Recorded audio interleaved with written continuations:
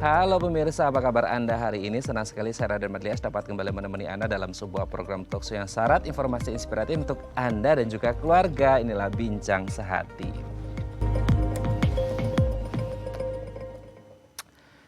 Ya pemirsa, kurang lebih 1,5 tahun kita menghadapi pandemi, pasti banyak dari kita ya entah itu WFH, SFH, dan satu hal yang paling sering kita lakukan selama pandemi adalah melakukan testing yang disebut dengan swab. Nah entah itu mulai dari rapid test dulu ya di awal-awal rapid antibody gitu ya. Terus kemudian ada serologi, kemudian sekarang udah ada antigen, PCR dan lain sebagainya. Pasti sering kita alami. Nah yang terakhir-terakhir kan yang kita lakukan adalah antigen ataupun PCR itu dicolok-colok gitu ya.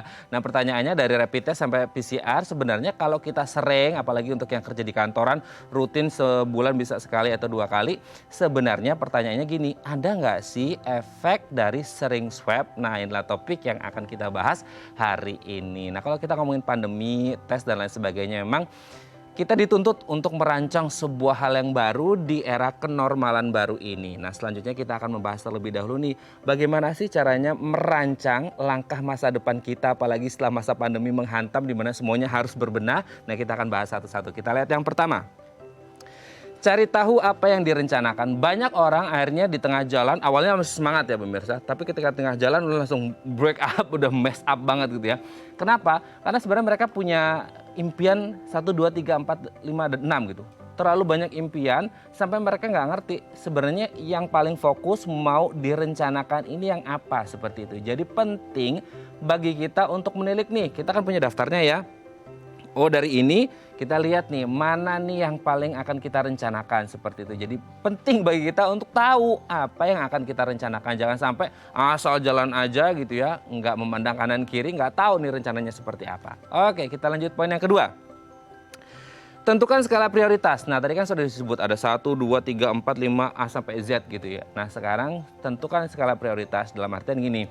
Coba yang nomor 1 yang mau dicapai yang mana dulu nih. Kemudian nomor 2, nomor 3, nomor 4 dan juga nomor 5.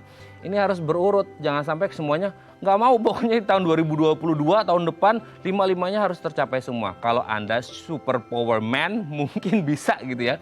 Tapi kita manusia biasa, kita harus membuat skala prioritas untuk mana nih yang mau dikerjakan dulu, mana yang mau dicapai dulu.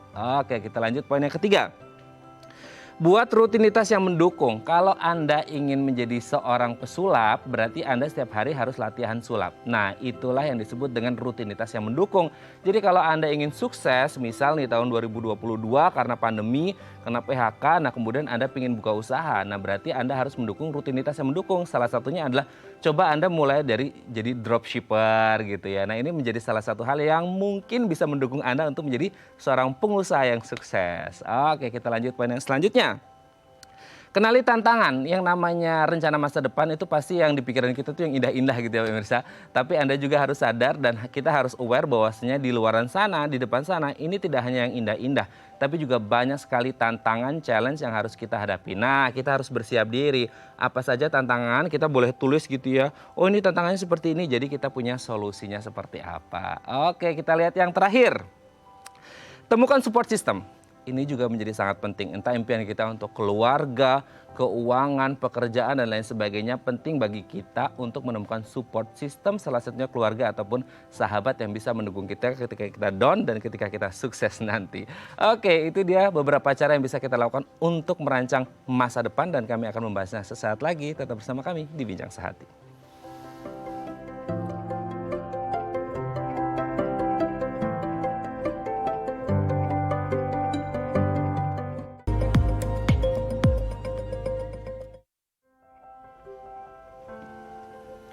Baik, Anda masih bersama kami di Bincang Sehati. Tadi di segmen sebelumnya kita sudah membahas ya kalau kita ngomongin pandemi memang segala sesuatunya itu shifting too fast gitu ya. Jadi semuanya itu beralih ke satu kuadran yang baru dalam kehidupan kita dan itu semuanya beralihnya dalam waktu yang cepat. Kita terbiasa mungkin agak lambat, slow but sure gitu ya. Tapi sekarang kita harus dituntut untuk bergerak lebih cepat. Nah mau nggak mau dengan kenormalan baru ini kita juga harus merancang masa depan kita supaya nggak terlalu kaget banget gitu ya, apalagi di masa pandemi semuanya serba berubah.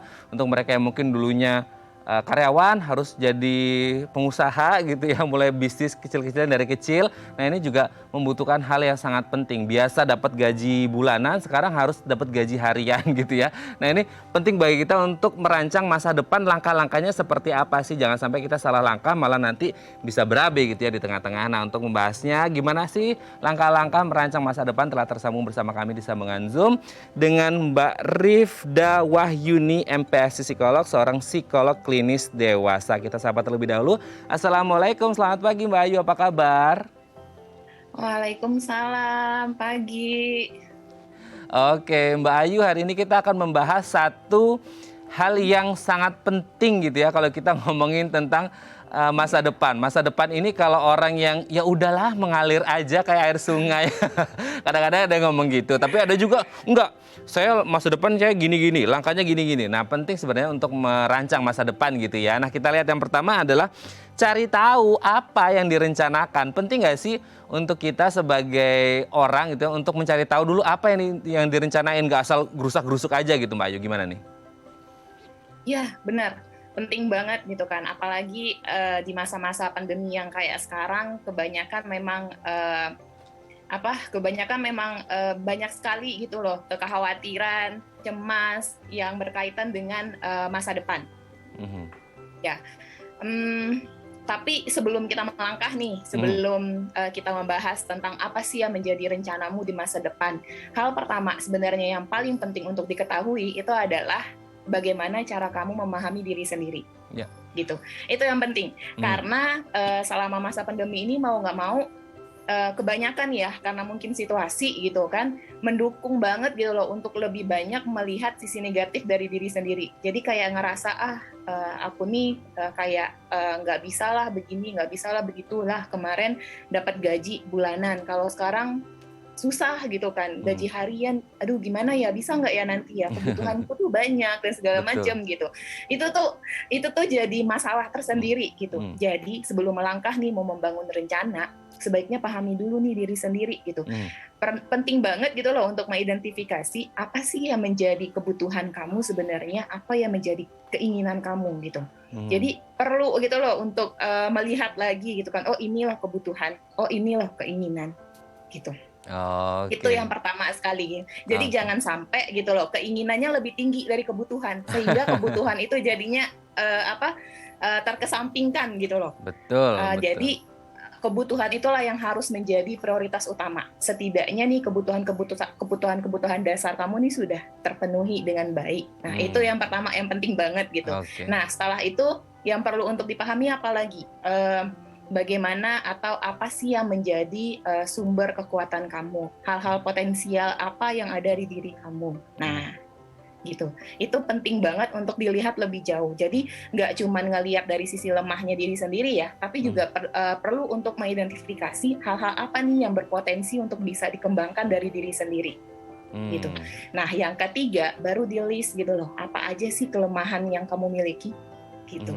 Ini yang ketiga nih yang penting banget untuk dilihat kelemahan. Tapi bukan berarti setelah tahu nih yang menjadi kelemahan atau sisi negatif langsung tutup buku gitu kan. Jadi udah sampai di sana, jadi udah percaya aja loh ini loh yang menjadi kelemahan. Nggak bisa kalau kayak gitu. Jadi setiap kali ada yang negatif perlu ditimpa dengan yang adanya positif gitu. Jadi sebelum kamu tutup buku tentang hal-hal negatif, perlu untuk dicari tahu apa sih alternatif solusi untuk dijadikan panduan nih kalau misalnya nanti sisi lemahmu nih muncul gitu.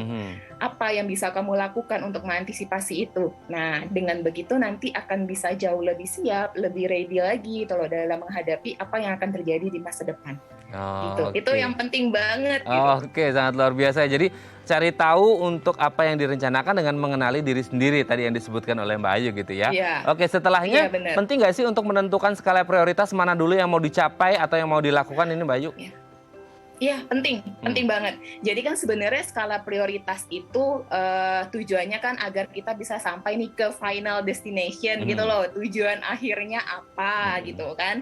Jadi sebelum skala prioritas ini kebangun, perlu tahu dulu nih apa sih yang menjadi tujuan kamu gitu loh. Itu yang perlu tahu dulu gitu. Kalau misalnya tujuannya itu udah tahu gitu loh, apa yang menjadi tujuan akhirnya, apa yang menjadi target akhirnya. Jadi nanti gampang aja mau ngebangun skala prioritasnya gitu. Kan yang namanya skala prioritas dibangun dari yang terendah dulu nih sampai ke yang tertinggi gitu. Jadi kan nggak langsung nih ucuk-ucuk langsung ngambil ke yang tertinggi, padahal kita langsung mengabaikan hal-hal yang ada di bawah, nggak bisa kayak gitu gitu. Jadi skala prioritas itu memang penting adanya, tapi sebelum sampai ke sana tentuin dulu nih tujuan kamu apa yang menjadi targetnya. Oke tadi ya, jadi saling nyambung gitu ya Mbak ya, antara poin 1 dan 2 yang tadi. Oke, selanjutnya setelah skala prioritas sudah ada, apakah penting bagi kita untuk membuat rutinitas yang mendukung ke rencana masa depan kita? Nah gimana nih? Ya penting banget. Nah itu ada panduannya tersendiri gitu kan. Saya sering banget nih menganjurkan nih setiap klien atau pasien yang datang dengan adanya gejala kecemasan terkait dengan masa depan, saya selalu menyarankan untuk belajar membuat time scheduling gitu. Karena dengan adanya time scheduling harian nih ya, jadi tetap ngejaga gitu loh, diri kita tuh tetap on the track gitu loh, sesuai dengan apa yang menjadi tujuan yang ingin dicapai, tujuan besar yang ingin dicapai gitu. Setidaknya untuk sampai ke minggu ini aja nih, untuk menyelesaikan minggu ini aja nih, kan ada tujuannya juga ya. Yang tadi skala prioritas kan udah dibangun nih, kan berarti mulai dari bawah.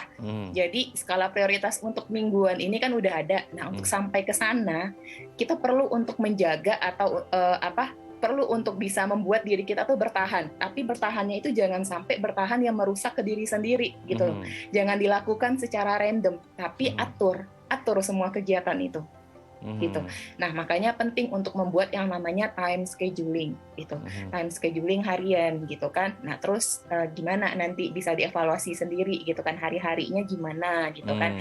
Apa yang terjadi di hari ini. Nah, terus gimana nih kalau misalnya besok menghadapi hari besok gitu kan. Jadi agak lebih siap lagi gitu loh untuk menghadapi hari besok. Hari ini udah belajar nih, besok jadi lebih siap lagi gitu. Oke ya, berarti memang semuanya sudah tertata dengan rapi, sudah well organized seperti itu. Nah setelah semuanya well organized, sudah dapat poinnya apa dan lain sebagainya, penting nggak bagi kita untuk kemudian mengenali tantangan ke depannya apa aja? Jangan berpikir cuma goalnya aja, tapi di tengah lapangan ketemu tantangan, loyo, lemes. Gimana nih Mbak Ayu? Iya, benar-benar. Iya, ini juga poin penting ya. Jadi kalau misalnya udah sampai nih ke bagian kenali tantangan, ini artinya kamu tuh udah benar-benar siap 80% dalam menghadapi dalam menghadapi hari, minggu begitu kan, bahkan bulan gitu kan, udah benar-benar udah siap banget ini. Jadi gini, mengenali tantangan itu penting banget gitu. Kenapa? Karena ini berkaitan dengan resiko-resiko yang akan kita hadapi gitu. Jadi ketika membuat time scheduling nih untuk membangun rutinitas ya, itu sekalian itu dipikirkan hal-hal apa aja sih yang beresiko akan muncul nih di minggu ini gitu, yang bisa mendatangkan masalah atau bisa membuat kita merasa stres, bisa merasa tertekan gitu. Nah ini penting banget untuk diketahui resiko-resikonya, meskipun ya setelah dijalani mungkin dalam seminggu ini apa yang kita rencanakan atau apa yang kita sudah pikirkan prediksi sebelumnya itu nggak akan pernah 100% fit, tapi setidaknya jadi lebih siap gitu loh menghadapi hari-harinya gitu. Itu akan berbeda dengan orang yang nggak siap, itu cuma dengan random aja, nggak ada tujuan, nggak ada apa sama sekali gitu kan, random aja gitu loh ngejalanin hari. Nah justru itu yang akan membuat seseorang mudah mengalami stres dan mudah sekali merasa sangat tertekan gitu, karena memang nggak tertata dengan rapi. Betul gitu. Ya, jadi semuanya tertata dengan rapi, mulai dari tujuannya apa, gimana cara melakukannya, dan tantangannya apa, jadi udah siap di lapangan. Nah setelah sudah dapat poinnya, buat rutinitas, kenali tantangan, juga kita katanya perlu support system nih yang bisa membuat kita juga tetap semangat, tetap on the track. Mungkin dari keluarga atau pasangan kita, penting nggak untuk memiliki support system dalam merancang masa depan kita ini Mbak Ayu? Iya benar, penting banget gitu kan support system gitu. Tapi gini, karena memang support system ini penting ya, kita memang mau membicarakan tentang apa sih yang menjadi target kita, apa sih yang menjadi tujuan kita, agar orang lain atau orang-orang yang di sekitar kita tuh juga tahu gitu kan apa yang sedang kita lakukan gitu. Tapi untuk membicarakan itu carilah timing yang tepat gitu. cari perfect timingnya itu kapan. Jadi jangan ngasal aja gitu kan kalau mau membicarakan hal-hal yang seperti ini gitu. Kadang kalau misalnya lagi menggebu-gebu kan pengennya langsung ngomong aja gitu kan. Tapi ternyata nanti respon orang karena mungkin dia lagi ribet atau mungkin lagi lagi sibuk dengan hal lainnya gitu, bisa jadi responnya itu nggak sesuai dengan ekspektasinya gitu. Jadi kalau misalnya kayak gitu kan akhirnya yang muncul adalah kekecewaan. Nah, kalau misalnya udah kayak gitu, akhirnya apa yang muncul? Akhirnya yang muncul itu adalah rasa kayak nggak pernah didukung gitu loh. Padahal bukan itu yang jadi masalah. Masalahnya itu pemilihan waktu untuk membicarakan apa yang lagi direncanakan. Nah, itu penting juga gitu loh. Pilihlah waktu yang tepat untuk membicarakan hal-hal yang terkait dengan diri, terkait dengan rencana masa depan. Pilih waktu yang tepatnya. Itu jadi jangan ambil waktu-waktu yang orang-orang tuh lagi kelihatan sibuk, jangan ambil di waktu-waktu itu gitu. Terus juga ini penting juga nih, mau membicarakan tentang rencana itu juga pilih lagi orangnya gitu. Jadi jangan asal membicarakan kepada orang, misal ketemu si A gitu kan, jangan asal membicarakan aja gitu loh, tapi pilih orang yang benar-benar dipercaya, benar-benar istimewa gitu. Jadi saling kepercayaannya, sehingga ketika lagi ngalamin demotivasi, ada yang bakal ngebantu untuk ngemotivasi lagi gitu. Jadi mintalah bantuan dan kerjasama dari mereka gitu. Kayak gitu. Jadi, kalau support system. Perfect timing dan perfect person. Jadi orang yang tepat dan waktu yang tepat juga gitu ya, Mbak Ayu ya. Wah, terima kasih. Ini hal yang sangat baik sekali bagi kita yang mungkin sekarang agak shifting the quadrant di masa pandemi untuk mencari hal-hal baru, perlu mempersiapkan masa depannya dengan baik. Terima kasih sekali lagi Mbak Rifda Wahyuni, MPSI Psikolog, seorang psikolog klinis dewasa, sudah berbagi bersama kami. Semoga ini menjadi hal baik untuk kita semuanya dan pandemi segera usai gitu ya Mbak Ayu ya. Terima kasih Mbak Ayu, selamat pagi, sehat-sehat terus. Salam untuk keluarga di rumah. Assalamualaikum. Waalaikumsalam warahmatullahi wabarakatuh. Baik, pemirsa, selanjutnya kita akan membahas tema kita hari ini. Bagi Anda yang memiliki pertanyaan seputar tema kita hari ini, Anda bisa menghubungi kami di nomor 0212903244 atau DM Instagram kami di @bincangsahatidai.tv. Kami akan segera kembali.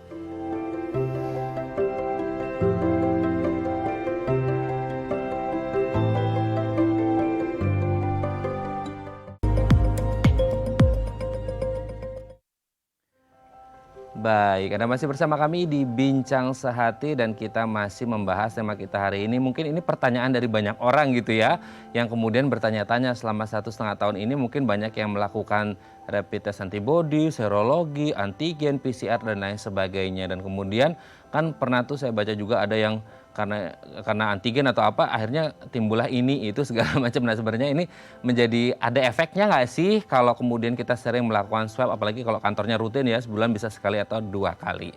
Nah inilah topik yang akan kita bahas hari ini. Bagi Anda yang memiliki pertanyaan seputar tema kita hari ini, Anda bisa menghubungi kami di nomor 0212903244 atau DM Instagram kami di @bincangsahatidai.tv. Nah untuk membahasnya ini telah tersambung bersama kami di sambungan Zoom dengan Dr. Jenny SPTHTKLK, spesialis telinga, hidung, tenggorok, bedah kepala dan leher dari Rumah Sakit Sen Carolus Sumarekon Serpong. Selamat pagi Dr. Jenny, apa kabar? Selamat pagi, kabarnya baik. Kabar baik ya Dr. Jenny ya. Oke Dok, hari ini kita akan membahas satu hal yang mungkin banyak ditanyakan sama orang-orang nih Dok. Ini kita juga penasaran seperti itu ya. Tapi sebelum kita membahas tentang ada nggak sih sebenarnya kalau kita keseringan swab itu efeknya, kita akan bahas terlebih dahulu. Mungkin bisa diupdate Dok, kondisi terkini pandemi di Indonesia ini seperti apa Dok?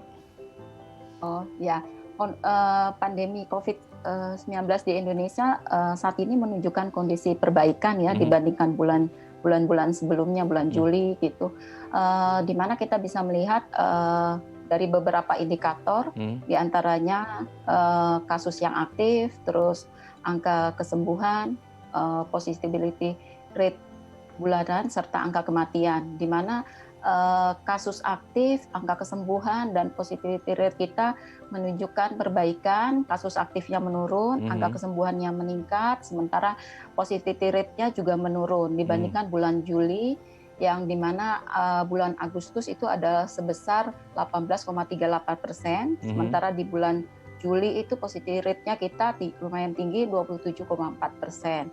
Tapi yang kurang baiknya sedikit, ini angka kematiannya sedikit meningkat dibanding bulan Juli. Bulan Agustus itu sebesar 35.394 kasus, sementara di bulan Juli sekitar 27.330 kasus. Oke, oke. Eh, Oke, dengan kondisi yang tadi Dokter Jenny sebutkan kan memang ada perbaikan gitu ya Dok ya, di mana kita lihat ya, positivity rate-nya juga menurun, kemudian tingkat menurun. kasus aktifnya juga menurun, tingkat kesembuhannya meningkat seperti itu. Nah, apa saja sih Dok yang akhirnya membuat kondisi ini menjadi jauh lebih baik seperti sekarang yang harusnya pasti sangat kita syukuri ya Dok ya, apalagi kalau kita lihat bulan Ya. Juni Juli kemarin Dok, wah itu kita sebagai orang awam mungkin parno banget itu Dok gitu. Apa sih Dok yang akhirnya indikator apa saja yang membuat perbaikan ini menjadi jauh lebih baik gitu? Dari yang eh, dikerjakan oleh pemerintah dengan adanya PPKM itu sangat membantu untuk mengontrol kasus sehingga kasus terjadi penurunan. Terus juga program vaksinasinya udah mulai ditingkatkan, dan yang tidak penting ini adalah usaha dari masyarakat untuk tetap melakukan 6M yang dulu kita kenal 3M, 5M, kemudian 6M, dan juga peningkatan 3T, testing, tracing, dan treatment. Mungkin itu yang menyebabkan perbaikan dari penanganan COVID-19 di Indonesia. Oke, Dok kalau ngomongin tentang 3T ya Dok ya, testing, tracing, Ya. dan treatment ini sebenarnya seberapa penting 3T ini dilakukan? Apakah kemudian kalau kita lihat kan selama ini mungkin kita pikirnya adalah 3T ini banyak dilakukan hanya di kota-kota besar dengan fasilitas yang menunjang. Sementara kalau untuk di daerah-daerah kan mungkin terkendala di fasilitas gitu atau di layanannya. Nah, seberapa penting sebenarnya akhirnya 3T ini harus terus dilakukan di masa pandemi ini, Dok? 3T sangat-sangat penting perannya untuk memutus mata rantai penularan COVID-19. Dengan adanya testing yang tinggi, maka kita akan bisa mengetahui kasus yang makin banyak, sehingga kita dapat melakukan penanganan yang lebih lanjut dan pasien mendapat treatment yang lebih baik. Sementara tracing juga sangat dibutuhkan. Jika ada satu kasus yang positif, maka kita harus melakukan semua orang yang kontak dengan kasus positif itu untuk mendapatkan kasus yang secara aktif. Oke, tapi gini Dok, apakah jumlah dilakukannya 3T ini akan berbanding lurus juga dengan jumlah kasus, Dok? Iya, sangat berbanding lurus karena dengan peningkatan testing juga akan kita cepat dan mengetahui kasus yang positif makin banyak. Oke. Tapi jika tidak dilakukan testing, ya kita tidak akan pernah tahu siapa yang positif dan tidak akan mendapatkan penanganan yang lebih lanjut, sehingga dia akan menjadi sumber penularan di masyarakat. Oke, berarti Terutama pada pasien-pasien yang keluhannya yang ringan, yang mungkin tidak terlalu dia rasakan seperti batuk pilek biasa, sehingga dia menganggapnya ini ya is okay, flu biasa. Berarti memang penting ya Dok ya untuk melakukan testing ini sendiri ya, karena menjadi bagian dari 3T tadi. Oke Dok, ini kan kalau kita lihat ya dari awal pandemi, ini kan ada beberapa jenis tes swab Dok, ya mulai dari rapid test antibody dan lain sebagainya. Boleh dijelaskan nggak sih Dok? Mungkin yang kita tahu awam itu aja, atau sebenarnya ada beberapa tes yang lain juga bisa dilakukan atau seperti apa ini Dok? Sebenarnya tesnya itu pada dasarnya dari dulu juga masih tetap sama, gold standarnya tetap PCR. Cuma dari yang kita kenal itu pertama yang dari awal-awal itu kita menggunakan tes antigen, tes antibody, karena kesulitan untuk fasilitas yang melakukan pelayanan PCR. Nggak banyak yang punya alat-alat PCR, sehingga kita memakai keterbatasan itu yang membuat tes-tes yang antigen, antibody lebih banyak dipakai. Tetapi untuk saat ini untuk pemakaian tes antibody mungkin tidak terlalu relevan untuk kondisi saat ini karena sudah adanya vaksinasi. Dengan ada vaksinasi itu membuat seseorang akan terdapat antibody di dalam badannya jika dilakukan tes antibody. Makanya sekarang lebih ke arah penggunaan rapid antigen dan PCR. Tetap melakukan pada dasarnya prinsipnya sama sih. Oke, Dok. Yang serologi itu ya antibody. Antibody juga ya Dok ya? Ya. Oke, Dok berarti ini aku juga pernah baca artikel atau orang pernah selentingan. Kalau orang penyintas ya, orang yang pernah terpapar COVID-19 ketika mereka melakukan rapid test antibody atau serologi, maka otomatis akan reaktif terus berarti ya Dok ya? Iya, karena kan di badannya sudah terdapat antibody dari COVID-19, sehingga kalau dites dia akan positif. Nanti kita akan mendapatkan false yang positif. Oke. Jadi Tapi tidak relevan untuk mendeteksi. Oke. Dok, tapi pertanyaannya kemudian apakah di luar fasilitas atau layanan ini ada perbedaan yang mengapa akhirnya terjadi pergeseran jenis tes, Dok? Apakah memang ada karena satu tujuan untuk goalnya atau sebenarnya kembali lagi tadi seperti Dokter Jenny bilang mungkin karena dari sisi fasilitasnya saja, Dok, atau gimana nih? Iya, jadi dari awalnya kan memang PCR itu adalah tes yang gold standar yang dipakaikan untuk mendiagnosa suatu COVID-19. Berhubung PCR di awal yang tidak terlalu banyak fasilitas yang punya, jadi kita menggunakan antigen walaupun dia tidak spesifik tapi sensitivitasnya lumayan tinggi sama antibodi. Jadi dengan adanya kasus yang banyak seperti ini, di mana kita kemungkinan antibodi setiap orang sudah ada, maka penggunaan tes antibodi tidak digunakan lagi, kecuali untuk memeriksa adanya kadar antibodi di dalam badan kita. Jadi kita tetap masih menggunakan antigen, di mana kasus yang banyak, antigen tetap dipakai untuk mendiagnosa COVID-19.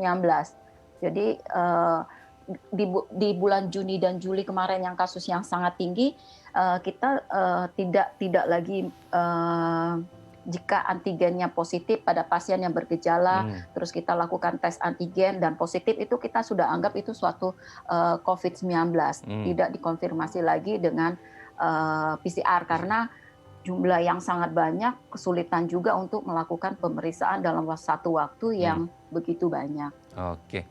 Tapi pada yang antigennya negatif, tetap kita lakukan pemeriksaan PCR karena pemeriksaan PCR yang paling atas dari seluruh pemeriksaan COVID-19.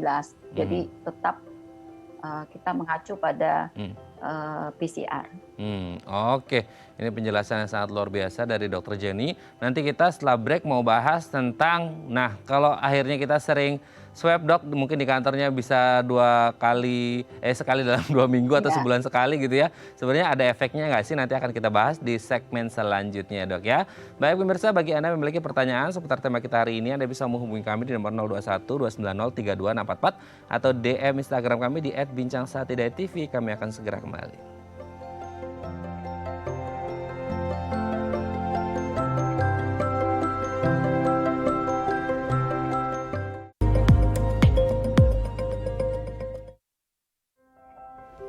Baik, Anda masih bersama kami di Bincang Sehati dan kita masih membahas topik yang mungkin menjadi pertanyaan dari banyak orang. Saya sering di swab nih Pak, saya sering di swab nih Dok, ada efeknya nggak sih gitu. Nah, bagi Anda yang memiliki pertanyaan seputar tema kita hari ini, Anda bisa menghubungi kami di nomor 021 290 32644 atau DM Instagram kami di @bincangsahatidayatv. Kita masih bersama dengan Dr. Jenny SPTHT KLK, spesialis telinga hidung tenggorok bedah kepala dan leher dari Rumah Sakit Sen Carolus Summarecon Serpong. Dr. Jenny, kita lanjut lagi ya Dok ya. Dok, ini tadi kan kalau di segmen sebelumnya kan kalau untuk kayak rapid test antibody atau serologi ini kan sama-sama kalau orang udah pernah akhirnya dites lagi akan reaktif seperti itu. Tapi kalau untuk yang antigen sama PCR, Dok, mungkin bisa dijelaskan ada perbedaan atau enggak sih? Kan tadi dokter sempat menyebut tuh kalau udah antigen positif ya udah nggak perlu PCR. Tapi kalau antigennya masih negatif mungkin kalau mau lebih meyakinkan bisa dengan PCR. Nah, kalau antigen dan PCR ini sebenarnya ada bedanya atau bedanya hanya di tingkat akurasinya, Dok? Atau gimana nih? Jadi perbedaan antara tes rapid antigen dan PCR itu perbedaannya adalah pada antigen itu tidak spesifik jadi dia, tapi tingkat untuk sensitivitasnya tinggi, terutama pada kasus yang di pandemi yang kasusnya tinggi melonjak seperti kemarin dengan adanya keluhan seperti demam, nyeri tenggorokan, penciuman berkurang, sensasi pengecapnya berkurang. Jika kita terdapat keluhan dan kita lakukan tes antigen itu positif, ya kita sudah menganggap itu satu kasus COVID-19. Untuk kasus yang kemarin yang sangat tinggi, kalau jika kita semuanya harus dilakukan pemeriksaan anti PCR itu sangat membutuhkan waktu yang panjang. Sementara antigen waktunya singkat, sekitar 15 menit kita sudah bisa mendapatkan hasil. Itu untuk mempercepat penanganan COVID-nya itu sendiri. Sementara dari segi sensitivitas PCR itu jauh lebih tinggi. Jadi jika pada antigen kita tidak didapatkan positif, sementara keluhannya seperti COVID mengarah ke arah COVID, kita akan melakukan tes penegakan yang lebih lanjut, yaitu adalah tes PCR. Jadi perbedaannya PCR punya sensitivitas yang lebih tinggi dibanding spesifititasnya lebih tinggi dibanding rapid antigen. Iya. Oke dok. Ini kalau ngomongin antigen atau PCR kan sama-sama dicolok ya dok ya hidungnya gitu. Ya, nah sama-sama gitu, dicolok. sama-sama dicolok. Nah ini kan kalau mungkin kita sebagai orang yang awam kan taunya segala sesuatu yang di dalam hidung kita ini kan ada yang sensitif dok. Maksudnya untuk bagian dalamnya sensitif. Yang selama seumur hidup kita mungkin selama ini kita nggak pernah itu namanya hidung dicolok-colok sampai dalam gitu ya dok ya. Nah akhirnya di masa pandemi ini bahkan mungkin ada banyak dari kita yang lebih dari sekali gitu. Lebih dari 10 kali saya juga udah nggak kehitung lagi dok. Udah berapa kali saya dicolok gitu kan. Nah pertanyaannya ketika kita ngomongin dicolok dengan benda asing masuk ke dalam hidung. Ini sebenarnya ada efeknya nggak sih dok? Mungkin perlu diluruskan dulu ya. Mungkin ini bukan suatu proses mencolok ya, tetapi lebih tepatnya adalah kita memasukkan cotton swab-nya itu di arah ada jalurnya, ada lubang hidung yang bebas, yang bisa kita lalui. Kalau kita mencolok kan artinya kita menyentuh sesuatu yang kita nggak tahu. Jadi pada dasarnya kita adalah memasukkan cotton-nya itu di jalur napas kita. Jadi sebenarnya sangat tidak ada efek sama sekali sebenarnya dari proses swab itu. Tetapi ya makanya itu penting sekali untuk dilakukan oleh tenaga yang terlatih dan menguasai melakukan tes ini. Kalau kita sembarang melakukan, kita tidak tahu strukturnya, kita tidak tahu pernah melakukan, ya itu mungkin akan melukai ya, akan melukai struktur hidung yang ada di hidung kita. Seperti ada di hidung itu normalnya ada konka, daging-daging yang kalau orang awam sebut itu ada daging. Dok, ini kok ada daging di hidung kita? Itu pada dasarnya yang sebelah sisi luar hidung kita kiri kanan itu ada daging yang mungkin akan tersentuh kalau kita melakukannya sendiri tanpa tenaga kesehatan yang melakukan. Ya mungkin itu yang akan bisa melukai kita. Jadi pada dasarnya dia tidak ada efek samping dari pelakuan swab jika dilakukan secara baik dan benar. Oke. Berarti intinya kan kalau colok itu konotasinya menempel pada sesuatu di dinding hidung gitu ya dok ya. Nah kalau swab ini kan antigen atau PCR tidak gitu ya dok ya. Berarti dia posisinya tidak menyentuh dok? Dia menyentuh nasofaring yang ujung dari hidung. Jadi paling akhir dari situ. Nah. Untuk mendapatkan lendir-lendir itu ya dok ya?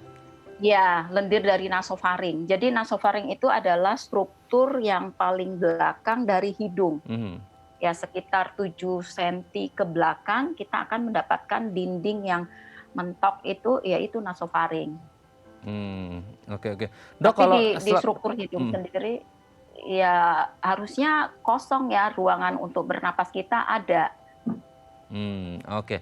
Tapi kan dok ada yang sering tuh dok, ada di sosial media saya sering menemukan ada beberapa orang yang bilang abis di swab dia berdarah gitu kan. Atau akhirnya bersin-bersin selama beberapa waktu. Nah itu gimana dok? Apakah prosedurnya yang tidak benar atau memang sebelumnya sudah ada masalah di hidungnya yang sensitif atau seperti apa sih dok?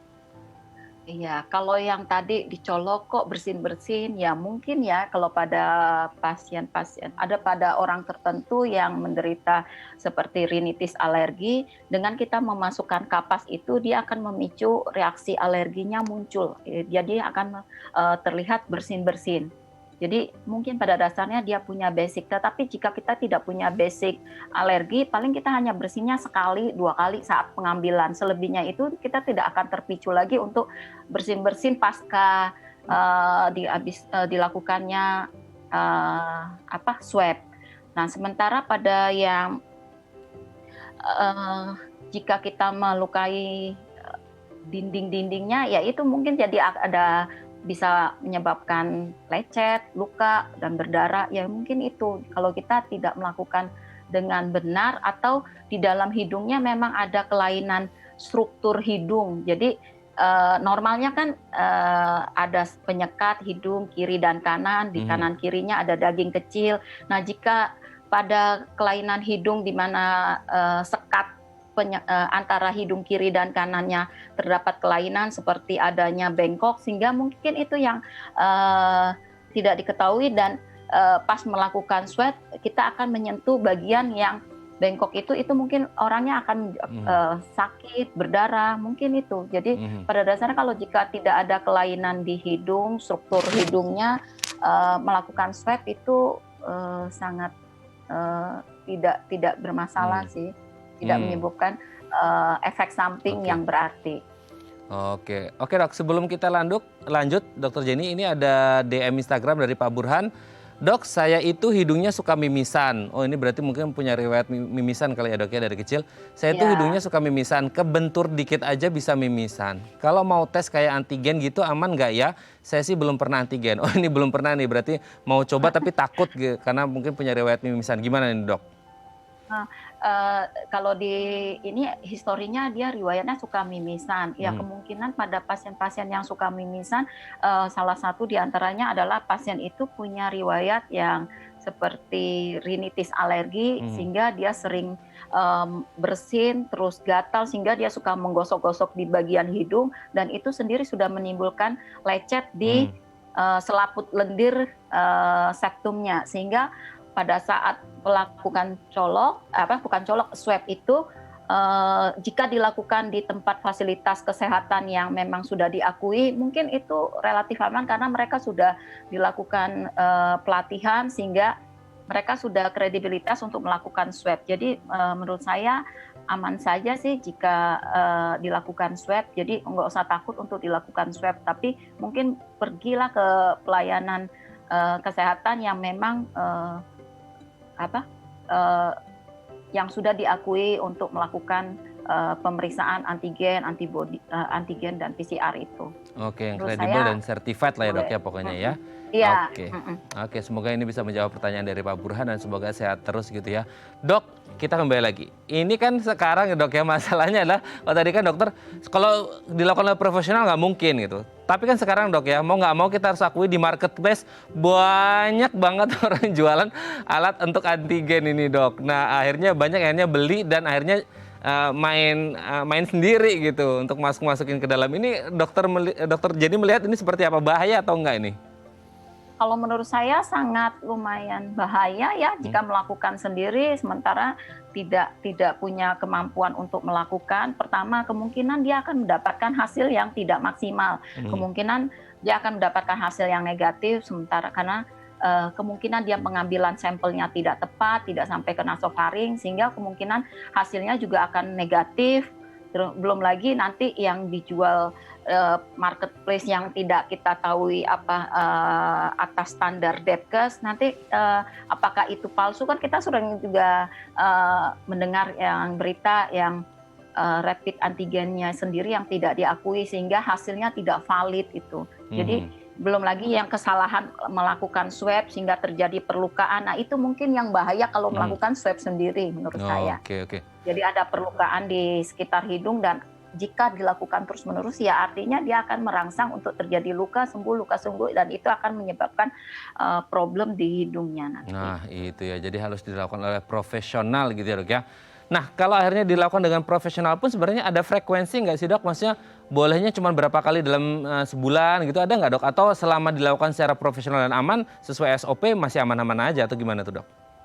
Iya, jadi kepentingan kita juga nggak mungkin kita lakukan tes paling sedikit ya jika kita memang melakukan untuk terutama untuk tenaga kesehatan ya, kita kontaknya sering, jadi anggapannya kita melakukan tes antigen itu kemarin kasus yang sangat tinggi, kita memang dianjurkan untuk melakukan tracingnya itu seminggu sekali. Jadi jika kita ada berbeda dengan masyarakat umum ya. Jadi biasanya masyarakat umum biasanya untuk perkantoran biasanya mereka membutuhkan waktu 2 minggu sekali untuk dilakukan testing. Atau jika memang ada event besar yang memang harus kontak dan itu agak banyak, itu biasanya dibutuhkan testing. Jadi menurut saya tidak serta-merta juga kita melakukan tes itu sesering mungkin kali ya. Jadi kalau jika kita nggak ada kontak, iya disesuaikan dengan kebutuhan ya ini. Kalau dilakukan dalam 2 minggu sekali, itu masih relatif aman saja sih. Sementara tadi kita kan sudah tahu tidak ada efek samping jika dilakukan dengan baik dan benar. Oke, selama itu dilakukan profesional dengan frekuensi yang pas dan dengan alat dan pasnya fasilitas yang mendukung, jangan takut gitu ya, tidak ada efek samping yang begitu berarti seperti itu ya dok ya. Oke dok, nanti di segmen terakhir kita akan membahas biasanya kalau orang mau tes entah itu antigen atau PCR apa-apa aja sih yang harus disiapkan gitu ya supaya hasilnya juga maksimal seperti itu. Baik pemirsa, bagi Anda yang memiliki pertanyaan seputar tema kita hari ini, Anda bisa menghubungi kami di nomor 021 290 3244 atau DM Instagram kami di @bincangsaati.tv. Kami akan segera kembali.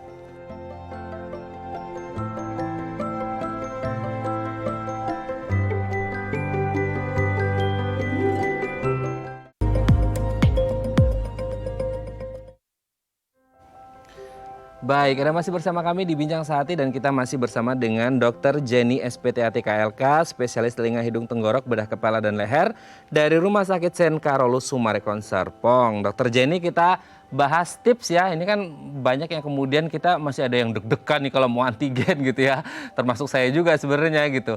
Kalau ngomongin tentang antigen, nah sebenarnya ada beberapa hal yang harus dipersiapkan. Salah satunya yang pertama adalah mempersiapkan mental juga penting nggak sih dok? Karena kan katanya kalau mentalnya ini duduk-duduk itu katanya kan bisa berpengaruh ke seluruh tubuh atau gimana tuh dok? Jadi sebenarnya pada dasarnya kalau jika ingin melakukan swab ya tenang, karena kalau kita nervous atau takut kadang kita belum lagi dikerjakan kita udah sudah nolak, bikin mengalah. Itu mungkin yang perlu harus diketahui adalah jika kita mau dilakukan swab justru kita harus tidak tegang ya dengan posisi wajah mungkin tersenyum itu membuat rongga hidungnya lebih lebar dibanding kita akan mengernyit atau menahan napas itu rongga hidung kita akan mengecil. Justru itu nanti akan membuat sakit untuk dilakukan. Jadi kalau jika dia akan melakukan swab ya kita rileks, tarik napas panjang, terus posisinya lebih keadaan seperti tersenyum. Sehingga membuat rongga hidung kita memang jauh lebih lebar dibanding kita berkerut. Oh, oke. Sama, jadi lebih nyaman nanti dilakukannya, nggak terlalu sakit.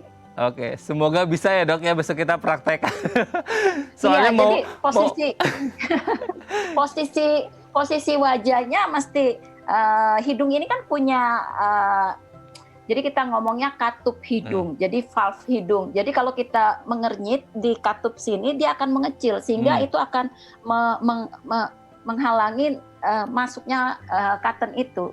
Jadi memang harus posisinya rileks, tenang, tarik nafas panjang, terus pertahankan posisi seperti tersenyum begitu. Oke, besok-besok kalau yang mengetesnya ngelihat kita, kok sekarang tersenyum, kemarin nggak tersenyum? Iya, kata dokter Jenny suruh tersenyum. Iya, itu membuat jauh lebih rileks otot-otot yang di hidung sehingga rongganya jadi lebih besar. Oke, dok juga tanya kalau pas lagi dimasukin itu dok, itu boleh bernapas atau harus tahan napas sih dok sebenarnya? Bernapas saja. Jadi kita nggak menahan. Dengan kita menahan napas itu justru kita mengkontraksikan otot di hidung kita dan itu akan membuat rongganya mengecil. Oke. Jadi kita bernapas saja seperti biasa. Jadi rileks, napas biasa. Mungkin kalau takut ya merem aja. Jadi nggak terlalu membayangkan dilakukan itu. Aduh, terima kasih Dokter Jenny. Ini informasinya sangat bermanfaat untuk kita semuanya ya. Oke, yang selanjutnya, nah bersihkan hidung. Seberapa penting sebenarnya membersihkan hidung? Ini dalam artian bersihkan hidung ini untuk mengetahui hasil tesnya lebih akurat lagi, lebih sensitif lagi, atau gimana ya dok? Atau hanya untuk meminimalkan terjadinya produksi bonus-bonus dari dalam ini dok? Gimana tuh? Ya. Kalau bersihkan hidung ya kita kenal dengan mencuci nasal washing ya, itu untuk membuat lendir di hidung kita jauh lebih bersih sehingga pengambilan sampel lebih akurat, itu jauh lebih baik. Dengan banyaknya lendir itu akan kurang baik. Jadi bersihkan dengan itu, cuci yang kita kenal dengan, kalau di THT biasanya kita akan menyarankan untuk melakukan cuci hidung atau nasal brushing.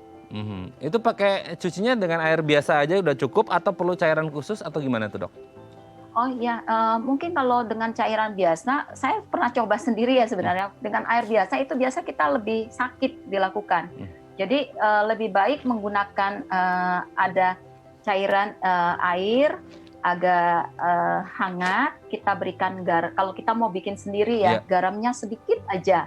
Garamnya sedikit, kita pakai seperti suntikan yang tidak ada jarumnya, kita lakukan cuci, itu jauh lebih aman. Jadi tidak menggunakan air biasa dan juga tidak menggunakan air campur-campuran seperti yang sekarang banyak ditambah minyak kayu putih dan segala macam. Tapi sebenarnya air putih ditambah dengan garam sedikit saja, seujung sendok gitu, itu cukup. Atau yang memang sudah dijual kemasan banyak seperti sasetan yang kita tidak perlu membuat, nanti kita ada sasetannya, kita seduh dengan air hangat dan itu juga ada alat yang sudah ready untuk digunakan. Atau sediaan yang memang sudah jadi lagi, lebih tinggal spray kita, jadi tidak perlu membuat cairannya, kita bisa melakukan. Jadi banyak yang dijual di pasaran untuk cuci hidung. Jangan menggunakan air yang, karena itu akan merusak struktur selaput lendir di hidung kita. Mungkin yang selanjutnya juga bisa berkumur juga untuk membersihkan ya, Dok ya, karena ini tetap nyambung antara hidung dengan tenggorok. Kemudian kalau punya penyakit bawaan mungkin seperti sinusitis atau polip juga harus konsultasi ke dokter gitu ya, Dok ya. Dan pastinya kalau pas lagi dimasukin jangan berontak ya, Dok ya, karena bisa bahaya malahan ya. Baik, terima kasih Dokter Jenny sudah bergabung bersama kami pagi hari ini. Dok, ini informasi yang sangat bermanfaat sekali. Ini pertanyaan kita selama 1,5 tahun ini akhirnya terjawab oleh Dokter Jenny. Terima kasih Dokter Jenny sudah berbagi bersama kami. Sehat-sehat terus, semoga pandemi segera usai. Salam untuk keluarga di rumah dan teman-teman di Rumah Sakit Sen Carlos Sumarekon Serpong. Selamat pagi Dokter Jenny. Selamat pagi. Baik pemirsa, bagi Anda yang memiliki kritik dan saran, Anda bisa menghubungi kami di nomor 0889 8100 5000 atau Anda bisa follow media sosial kami di @bincangsaati.tv dan tetap disiplin prokes 6M. Saya Raden Madlia Somit, sampai jumpa dan selamat beraktivitas.